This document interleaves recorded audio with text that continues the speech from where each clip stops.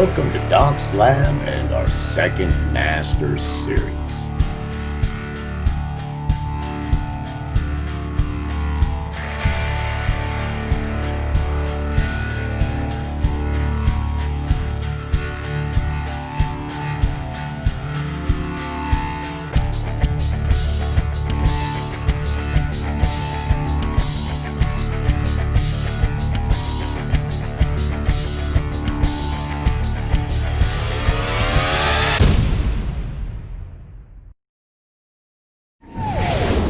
Welcome to Doc's Lab and our next Master Series, our second Master Series. I do believe this is the 117th video in our second Master Series, the 66th video in our basic processors, the 29th video in our sculpting processors, and the 6th video on harmonics. In this video, we're going to talk about RX and some advanced surgical work. First of all, before we get started, I want to talk a little bit about pitch shifting devices. So we're talking about anything that's a harmonizer or a pitch shifter. In my humble opinion, they're not smooth enough yet. And I will explain this to you because a lot of times during performances when harmonizers or pitch shifters, you can pick a harmonic or something to make a double of, and you can actually put them in series to do really advanced sculpting work off the harmonics that are already there, kind of like with Trash 2 in a way, but you can create whole new harmonics that way, putting them in series, picking a third or a fifth off of one of the harmonics or something like that, or off the fundamental. The problem is they're lacking. The problem is you run into a lot of problems like Donald Duck kind of sounds, and they won't follow the exact contour really naturally and well to where you can utilize them well without them not sounding really good. So they're kind of a problem and a work in progress. When they do get perfected, they're definitely going to be something you're going to want to look at.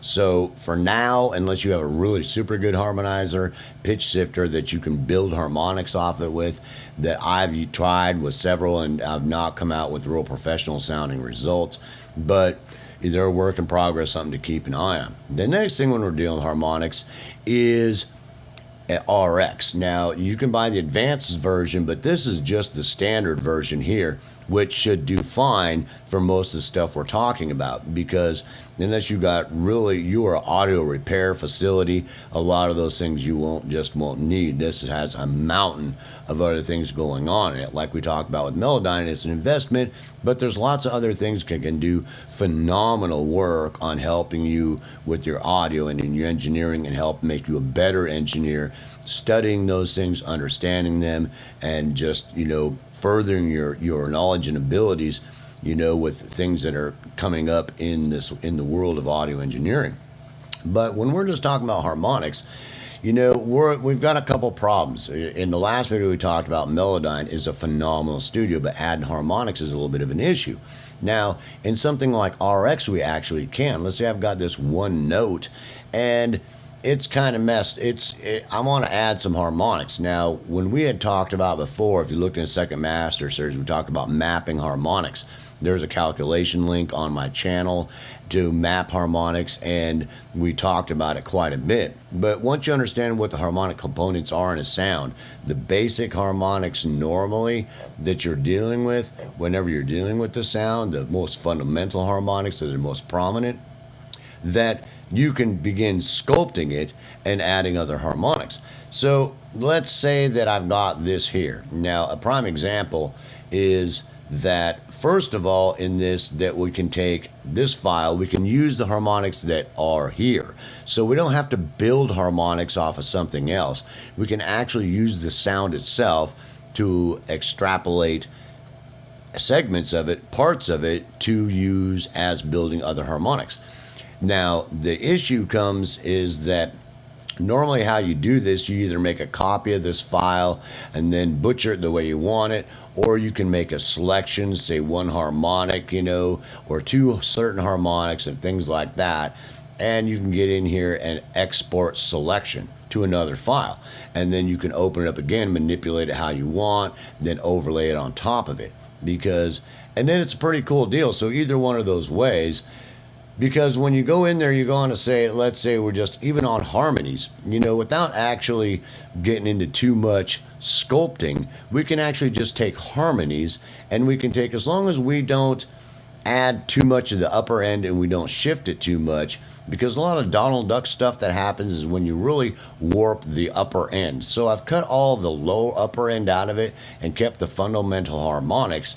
And if I lay them on top of each other, that you can very easily see that you've got all these new harmonics in the same shape and same form, just like doing a harmony. You've pitch shifted it some with this piece of software to have a harmony, and you don't have a lot of the upper end stuff sitting on top of it that can cause some type of issues a lot of times.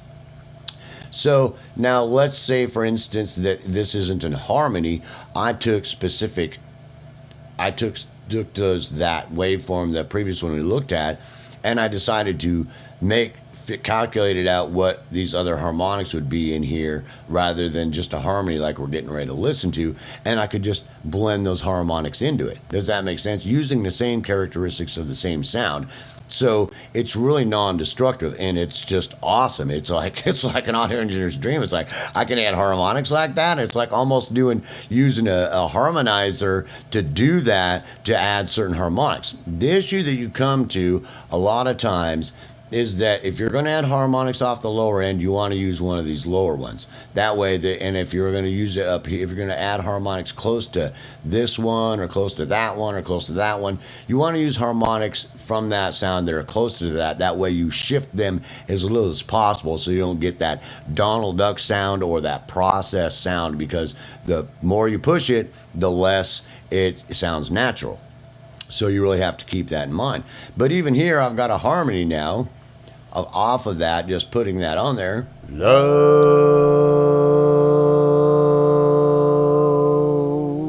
And you can hear the harmony off it, and it doesn't sound, it's got a flat third harmony, and it doesn't really sound all that bad. I just did it really quick. It could use some work, but a couple things on it is I cut out the upper end on it so that when I did it like that, that the upper end stuff that normally causes the Donald Duck effect, when you start shifting it too much, it causes confusion.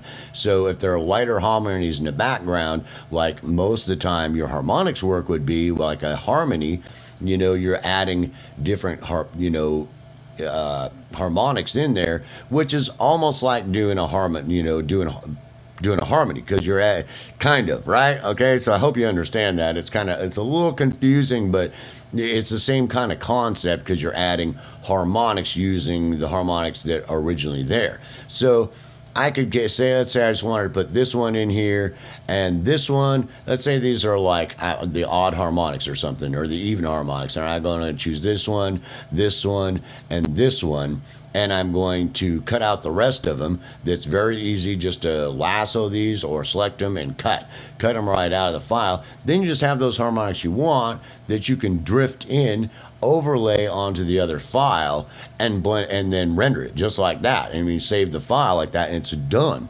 You've added harmonics that are in the exact same contour and following the lines perfectly. Like with a harmonizer, and some of the pitch shifters have issues with that and they don't do it really well. But with this, it's taking that actual audio and shifting it exactly in the exact same form. So and if you cut out the upper end stuff, you can get away from both those problems pretty well. So, and it's a pretty simple concept.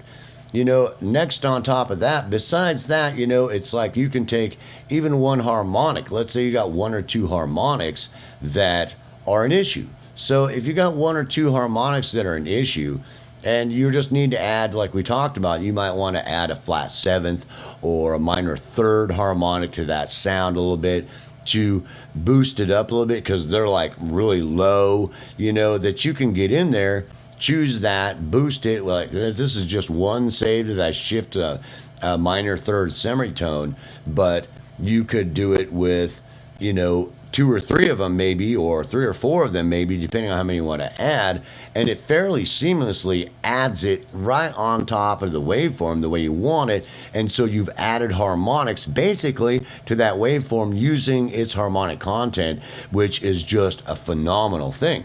So that you can listen to this. It's pretty obvious because I got it pretty loud.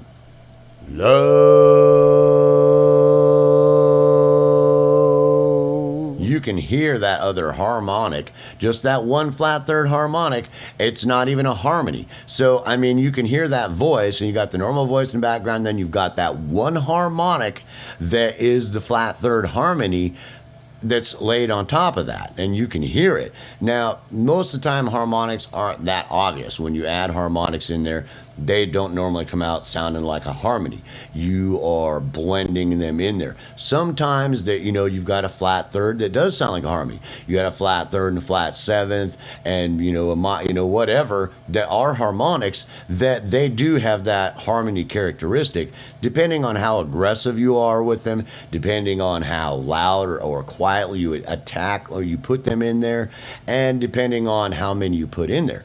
Because this sound obviously didn't have that flat third in there, so it changed the whole characteristic of the sound to sound like it had a harmony in it, which normally a lot of times isn't when we're adding even on odd harmonics into something, unless it's something that just has even harmonics that we want to add odd harmonics into it, or it just has odd harmonics that we want to add even harmonics into it.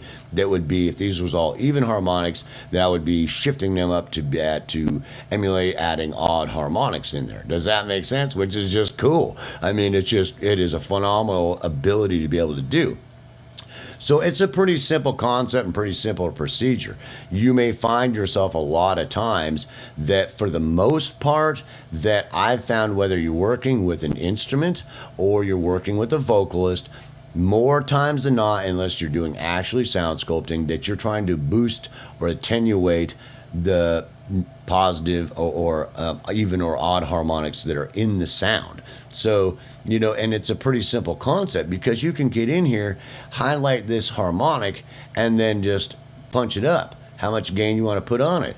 Or you want to shift click it, and you want to say that harmonic and that harmonic and that harmonic, I want to attenuate a little bit, you know, so I'm going to attenuate a little bit and then a little bit more until I get it. That is awesome. I mean, you can get in there with like lassos, and you got a little bit of a problem, you want to do it in here, so you can get really, you know, pick areas that you're working on, or paintbrush, you know, to pick an area, something like that, you know, all kinds of different ways to get at those harmonics. It is a phenomenal tool, because a lot of times you're just going to be boosting and attenuating harmonics.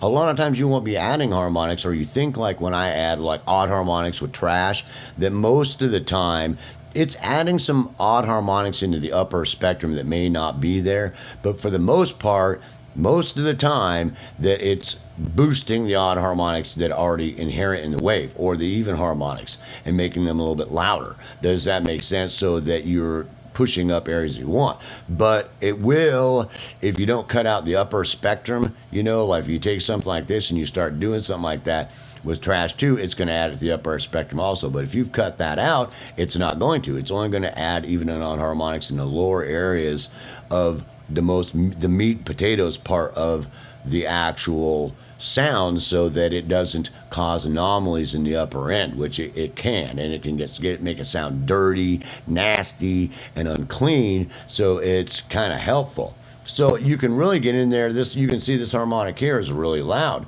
so I can attenuate it if it's a problem really simply. Does that make sense? And with multiple different ways, and you can go in here and find the harmonics of it. What are the harmonics off that? Does that make sense? And you come in here and select a harmonic, like with this magic wand, and go choose the harmonics of it. There's the second, the fourth, the sixth, the eighth, the 10th, and attenuate, boost those however you want.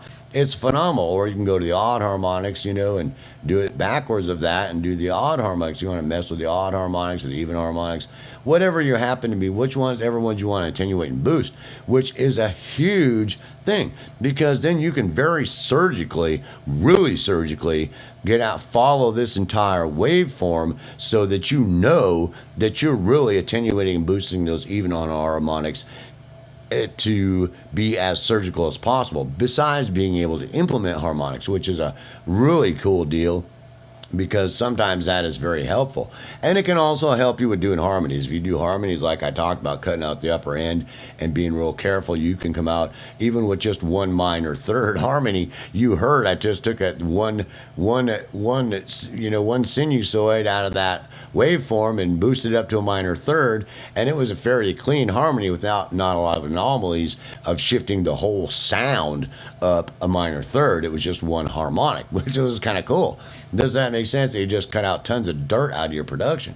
So, but just working with the harmonics, it's fundamental. I mean, it's a little bit of an investment, but it's not too bad with the standard version of RX. But you have tons of manipulation. You can add even or odd or non-harmonic distortion wherever you want, however you want. You just got to calculate where it's at and figure out what it is you need, what it is you want, and then figure out how you have to shift which harmonics, which ones you save onto another file, and then blend them together on it, mix them together. Because when you go in there and you put them on top of there, that there's a thing on here when you're editing that you're going to select or select the harmonics. And where was it at? Oh, trim to selection file, export. You have to put them in there and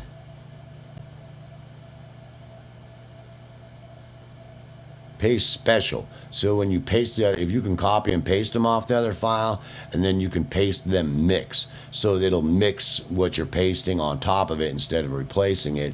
And so instead of like I did when I put those two files together to overlay. Or you can overlay them and then just save that file as one file. But it's phenomenal because now you can put in there and you can add whatever harmonics you want. All you got to do is calculate them, even or odd or non-harmonic distortion or anything. And also that besides that, you can get in there and work with the harmonics. I mean, in unbelievable ways and in all kinds of different areas. And it's just amazing the harmonic work you can do to fix something. In this section, this guy's singing along during this chorus. And then a dog has fleas. And you're like, oh, he's so beautiful. It's like kind of silky. Oh, God, it's beautiful. And then he gets the chorus. But then I want to be free. And you're like, well, I don't know, bro. And then, when you sing that mid-range to high range, it's got a little bit of issues. Let's get in there and find out what's going on. Yeah, the harmonics, when you sing a little bit higher or softer or whatever, got a little bit of issue. I'm going to attenuate or boost those harmonics a little bit. And oh yeah, we're good to go. Because that's what a lot of times you run into problems like that. People start messing with harmonics, and at one part, like I was singing this R&B record, and I'm just so smooth and it's just so beautiful. But when I start building it out on this country song, they need some help, bro. It just does. I'm sorry. I know you're like this beautiful R&B singer, but when you kick it up a little bit, you've got some issues. And it's okay because a lot of people, aren't that consummate, virtuoso vocalist or anything like that. And with instruments can be the same way. A guitar string, the lower guitar string, bum, bum, bum, bum, bum, bum, bum, it gets up playing higher strings, so they have issues. Does that make sense? So you can get in there and mess with that kind of stuff too, because there's something, do you understand that? And whenever you're dealing with the harmonics, that every moment in time is important. And with this piece of software, you can really get in there. And there's a learning curve because when you start messing around on things, sometimes it's not real obvious. So I really suggest you attenuate or boost or add things a little louder just to hear what's happening really well. As you get to hear it better and better, most of it's pretty subtle. Does that make sense? So it's not really aggressive like you hear all these harmonics boosted or something like that. It's normally pretty subtle, and they'll go, a half quarter dB or half dB at a time, listening to how that affected the sound. Like this one harmonic here is a problem. It's too loud. So I'm going to attenuate that thing one quarter dB or one half dB at a time until, oh yeah, right there, dude. Oh yeah. Does that make sense? And the same thing with adding harmonics. But it's really cool because you can just add any harmonics you want in there and attenuate and boost any harmonics you want in there. And the other thing that was really cool about it, we talked about problems with adding non-harmonic distortion. So anytime you got a sound, most of the time you see all this stuff in here. If I go in here and I point this out, all the stuff in between these harmonics, you can see it. It looks like, you know, a curtain behind the brighter harmonics. A lot of that's non-harmonic distortion, like you see down here. You know, all this stuff down here below this harmonic is non-harmonic distortion. Does that make sense? That you can boost up a little bit and attenuate, because that can affect the sound drastically. I mean, you can get in there and attenuate the boost, the non-harmonic distortion. It's basically a saturation effect of boosting the natural saturations, noise, and whatnot in there, or attenuating it some to help work the sound also. So you can work, and basically when we talk about sculpting the sound, you've got noise that you're working with, you got saturation, two different tiers of saturation, and the harmonics that you can actually work with all three of those things that are, you can visualize here really well. That's not even without even looking at the waveform. I mean, we all know that you can also see the waveform, but you're not going to be messing with that too much. So it's a little bit of an investment, but that's why I suggest you either make a monthly payment or you set some money aside to save it, because as that next level audio engineer, the more you understand harmonics and the more you get able to calculate them and map them out and things like that, and understand, I know what harmonics are basically happening in a bass and a guitar and a violin and a vocalist, and you know, I get used to seeing where they're at, how they're sitting, and oh buddy, oh no, this harmonic's way out of whack. I know, I can see that from a mile away, bro. It's like, you know, it's like a big old booger right on the middle of my pie. I know what's that. I know that's got to be dealt with. Does that make sense? And when, if you don't, you can visualize things and see when things are not lining up and things are louder. Like you see this harmonic here in my voice, when I just went, oh, is real loud. This third harmonic here is really loud for some reason in my voice on that capture, which could have been my voice, the way I was singing, the microphone, da. So, you know, I mean, but I can get in there and fix the problem. So I hope that I made that as simple as possible, so that when you get in there, you can start editing your harmonics, adding harmonics, manipulating things, and really understand that, you know, working with, you can use other sound files also, and other sounds that have different textures that you can add harmonic. You could make a file or a sound, or you can take a test tone. Then you can say, you know, make a sound at so many hertz and dirty it up and all kinds of things to put on top of it. But working with the sound itself, you can normally, when you add harmonics, that they're going to follow the same contours of sound, like you hope a harmonizer would, right? I mean, you'd hope a harmonizer would follow. That's the problem I've normally had with harmonizers. It doesn't follow it exactly, and you come out with this thing, it's like, well, yeah, no, I don't know, bro. You know what I'm saying? But this does it perfectly. It's going to take that piece of audio and its exact match of it kicked up to a minor third or something like that. So there is none of that. It's trying to figure out its algorithm, trying to follow what's going on and trying to follow all this stuff happening, which can cause it problems, that you've just taken it and doubled it basically and kicked it up a minor third. Does that make sense? But you got to be careful of that kind of stuff, because anytime you kick up this thing to a minor third, the harmonic characteristics can be different, all right? So it's a problem where you get this Donald Duck sound, and the harmony sounds stupid and all kinds of stuff. So I found a lot of times you cut out most of the harmonics up in the upper end and keep the primary first 8, 9, 10, up to 16 harmonics, and then you can shift those, lay them on top of them light, and it can come out sounding really nice. You do a little bit of work on them, you know, equalize them and stuff like that. Again, you know, work on like their separate audio file before you try to blend them together, and you can come out some pretty nice sounding harmonies, and harmonies of other instruments and things like that are really cool. But just the harmonics work we're doing ourselves, it's a phenomenal tool to help you manipulate your audio so that you can add any type of harmonic content that you want using the actual audio that you're working with, so it's more complementary to what's happening, and you can attenuate and boost the harmonics that are there, which is most of the time with the type of work you'll be able to be doing very surgically without a lot of problems, anomalies, and it works fairly transparently. You know, the quote unquote, and you know, industry, you know, slang is transparent, you know, and it's like, so it really does a good job of that. You know, just take your time, be careful, do a good job, check things again, check things again before you move on. Does that make sense? Because so you don't make problems for yourself, and just take time. There's a learning curve for you to experiment and learn about it, but it is a huge, phenomenal tool for you adding to harmonics and manipulating the harmonics that are there. So peace, self-love. I certainly hope you enjoyed this next video on harmonics, and I will see you in the next video.